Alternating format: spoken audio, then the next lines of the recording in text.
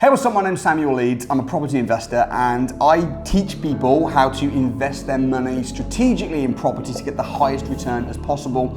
And in this video, I wanted to give some advice to people who have inherited money. And I get people reach out to me, not all the time, but from time to time, that say they've just inherited some money from their parents or from their grandparents.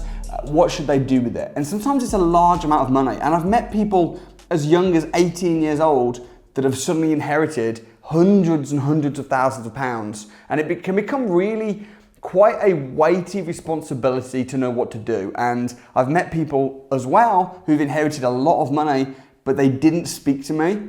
And it's 6 months down the line and now they've made the wrong decisions. So I just wanted to do a video so hopefully it will help anybody who's in that situation. So there's 4 things that you absolutely should not do with money that you've inherited or even saved. This could be applicable for you if you've managed to save up a large amount of money, or maybe you've just been given a redundancy package. But if you've suddenly got, boom, a big amount of money, maybe you won the lottery, who knows? There's 4 things that you really shouldn't do, and then there's 4 things that you really should do. And I'm gonna go through what not to do first and then what you should be doing. Please do smash the like button, subscribe to this YouTube channel if you're not already subscribed, turn the notification bell on when you subscribe as well so you don't miss a video. And if you've got some thoughts, questions, ideas, comments, comment them below in the below section. So why is it so important that you don't do these 4 things? When you inherit money, when you get a redundancy payout, or when you win the lottery, if you don't prepare yourself, you are gonna lose the money. It's gonna go fast. And I know this because statistically, most lottery winners end up poorer after 10 years than they were when they won the lottery. So it's really, really, really important that you don't do these 4 things. Number 1 is that you don't just spend the money. You don't waste the money. So when you first get the money, it's really tempting to say, well, I've got £300,000. What's 50,000 on a car? I'll still have X amount. I'll just go on a holiday. I'll just treat myself a little bit, but only a little bit. But what happens is very quickly when you start doing that, it goes. It's amazing how fast you can spend a few £100,000. I mean, I've spent tens and tens of thousands of pounds within a week just going on holiday at times. It can happen. So when you suddenly get it, it's the same as footballers. They suddenly get money and then they just blow it.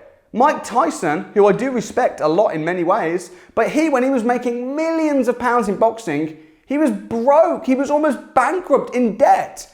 And it's because he just spent the money. So first thing is, don't spend the money. Next, don't rush to invest it. Now, whilst I don't think that you should not invest it, don't rush to invest it.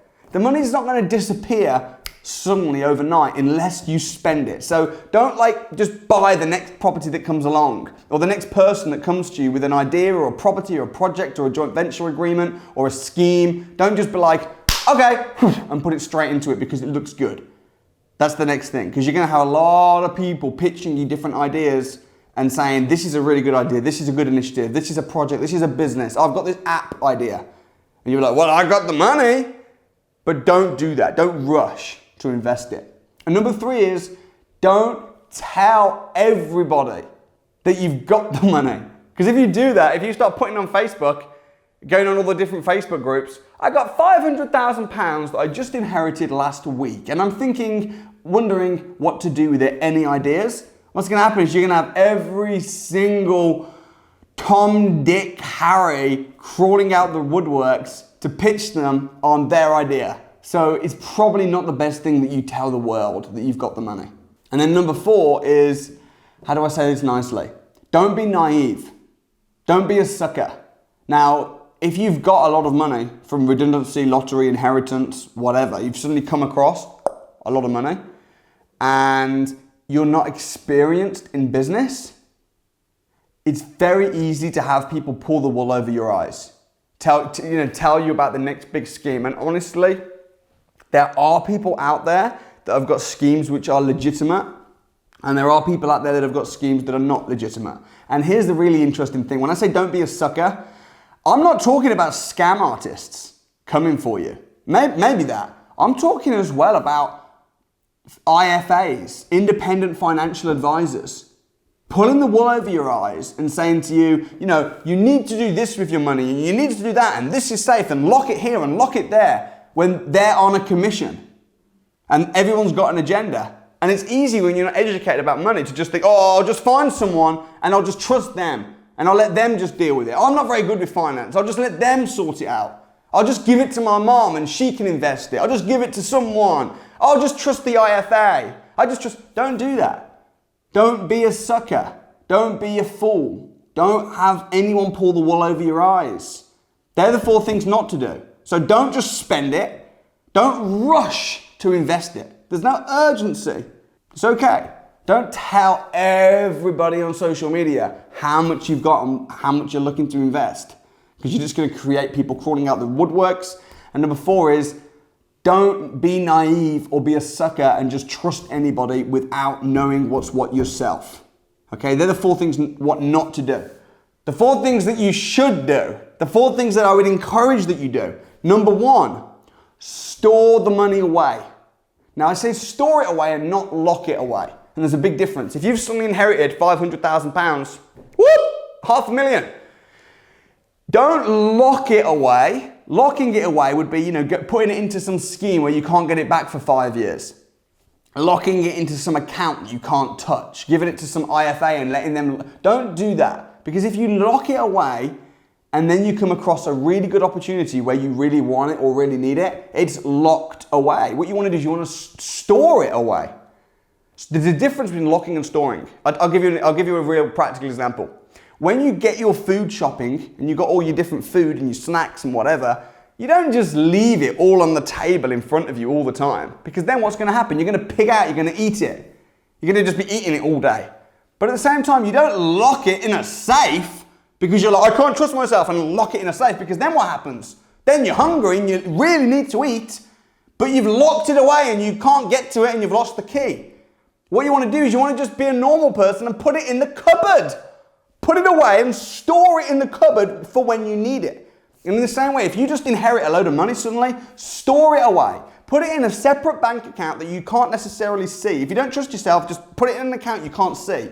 But you could get to if you really needed to. You could go to the bank and you could get that money. That's called storing it away. Not locking it away, not having it in your current account where it's just going to disappear, but store it away. First thing, really important, store it away. Number 2, once you've stored it away, start looking at investments. Start looking at properties. Now, I've said this to so many people that have got a lot of money. I've said this to footballers. I've said this to people that have inherited it. I've said, listen, don't invest in the very first opportunity that comes along, but start looking at opportunities. Start viewing properties. Start talking with people, but don't do the first deal you see. The first property you see, the estate agent says, it's a great deal, isn't it? And you go, yeah, and you sign a check. No, don't do that. But just start viewing properties. And it's the same. Listen, if you want to get into a relationship with somebody, okay, you're single and you think, you know what, I want to start dating someone, you shouldn't just go out with the very first person that you speak to or you see. You know, you want to kind of look, see what's around, check out your options, start talking to people, right? Maybe that was a bad example. But in business, got a lot of money, you want to start seeing what's around, seeing opportunities. If you just buy the first property that you see, sounds good to me, then what's going to happen? Probably in about 2 months' time, you're going to be like, oh man, there's so many more opportunities that are better than that one. So don't buy the first thing that comes your way, but start looking. Number 3 is don't tell the world, don't start talking on Facebook, but do speak to a few chosen people. Speak to a few chosen people that you trust, that you respect, that have a track proven record of investing. So many people are going to give you bad advice. And if you're not in the circle of investors, and if you've not become successful in property already, and you've not, if you're a millionaire, normally you've had to do a lot of stuff to become a millionaire. And the person that you've become in getting the £1 million has made you really smart, really wise, really good, really shrewd. If you inherit £1 million, you've got the money, but you've not got the experience and the knowledge that most millionaires have. So it can disappear real fast. So speak to a few people, but be careful who you speak to. Speak to people that you know what their agenda is as well. Everyone's got to be clear about their agenda.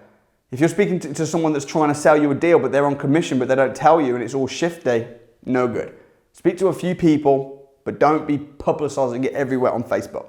And number 4, lastly, so important, get educated.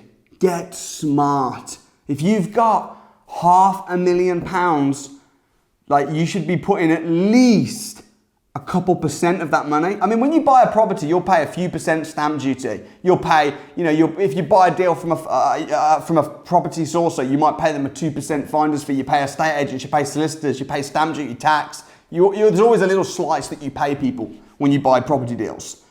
What I would say is, before you buy anything, pay a little bit towards actually getting educated. Pay a little bit. And people say, Samuel, you just say that because you educate people and you're trying to get people's money. Listen, I don't care if you do it with me or not. Yes, I do have property training programs where I teach people about how to invest. Don't do it with me if you don't want to do it with me. But just get the education from somewhere. Because I've met people that have had hundreds of thousands of pounds and they've contacted me and I've not seen the message or I've responded, but they've not really educated themselves. They've not got any mentors. They've not got any proper training. And then what happens is, a year later, I'm like, I wonder how they're getting on. I check in with them and, and they don't want to talk to me. And the reason they don't want to talk to me is because it didn't go too well. They've squandered the money. They put it into some investment deal that's now they've lost it. And that can happen. So if they're just with that £500,000, even if they'd just spent 1% of the money, which is what, 5 grand?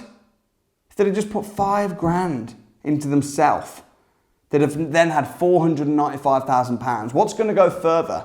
£500,000 with a complete non-educated person when it comes to finance and property? Or who's going to win? That person with 500 grand or the person that spent 5 grand on themselves, really smart, got it, and got 495 grand? I'll tell you who's going to win. Hands down, every day of the week, the person that's only got 495 that spent 5 grand on themselves. That's just a fact.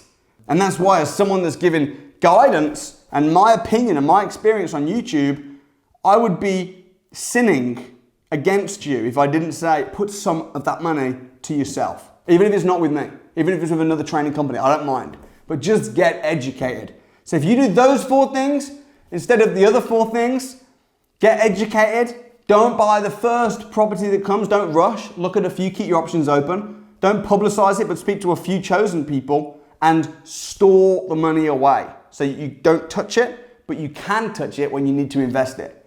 That would be my advice if you have an inheritance, if you've suddenly come across a load of money, or if you've just got a bunch of savings. If you've saved up really hard and you're like, I've got a load of savings. Or you've suddenly realized, I've got equity in my home. I could refinance and get a load of money. Well, do it, but just follow this advice and guidance. I hope you enjoyed this video. Let me know your thoughts in the comments below. Please do smash the like button and I look forward to seeing you on the next video. Thanks so much. See you next time.